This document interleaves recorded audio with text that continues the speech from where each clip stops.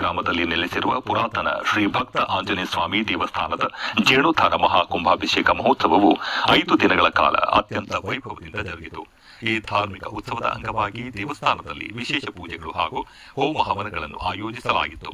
ಕುಂಭಾಭಿಷೇಕದ ಪೂಜಾ ವಿಧಿವಿಧಾನಗಳ ನಿಮಿತ್ತ ಗಂಗಾ ಪೂಜೆ, ಗೋಪೂಜೆ ಮತ್ತು ವಾಸ್ತು ಪೂಜೆಗಳನ್ನು ನೆರವೇರಿಸಲಾಯಿತು.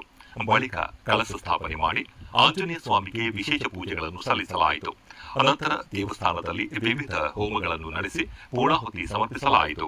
ತರುವಾಯ ಯಾಗಶಾಲೆಯಲ್ಲಿ ಸ್ಥಾಪಿಸಲಾಗಿದ್ದ ಪವಿತ್ರ ಜಲದ ಕಳಸಗಳೊಂದಿಗೆ ಭವ್ಯ ಮೆರವಣಿಗೆ ನಡೆಸಿ ವೇದ ಪಂಡಿತರ ಮಂತ್ರ ಘೋಷಗಳೊಂದಿಗೆ ಮಹಾಕುಂಭಾಭಿಷೇಕವನ್ನು ನೆರವೇರಿಸಲಾಯಿತು. ಕುಂಭಾಭಿಷೇಕದ ಬಳಿಕ ಸೀತಾರಾಮ ಲಕ್ಷ್ಮಣ ಸಮೇತ ಆಂಜನೇಯ ಸ್ವಾಮಿಗೆ ವಿಶೇಷ ಪೂಜೆ ಹಾಗೂ ಮಹಾಮಂಗಳಾರತಿ ಕಾರ್ಯಕ್ರಮ ಜರುಗಿತು. ಅಧಿಕ ಸಂಖ್ಯೆಯಲ್ಲಿ ಭಕ್ತರು ಆಗಮಿಸಿ ಸ್ವಾಮಿಯ ಕೃಪೆಗೆ ಪಾತ್ರರಾದರು.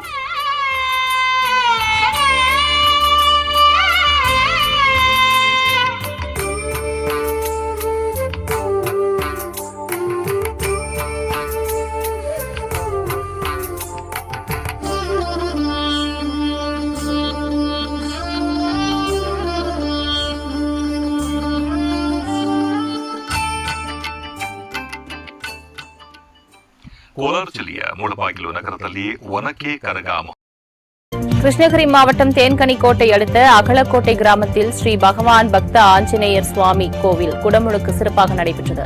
இதனையொட்டி யாகசாலையில் வைத்து பூஜிக்கப்பட்ட புனித நீரினை வேத விற்பனர்கள் கோபுர கலசங்களுக்கு ஊற்றி தீபாராதனை காண்பித்தனர். சுற்றுப்புற கிராமங்களைச் சேர்ந்த ஆயிரக்கணக்கான பொதுமக்கள் குடமுழுக்கு வைபவத்தில் கலந்து கொண்டு சுவாமி தரிசனம் செய்தனர்.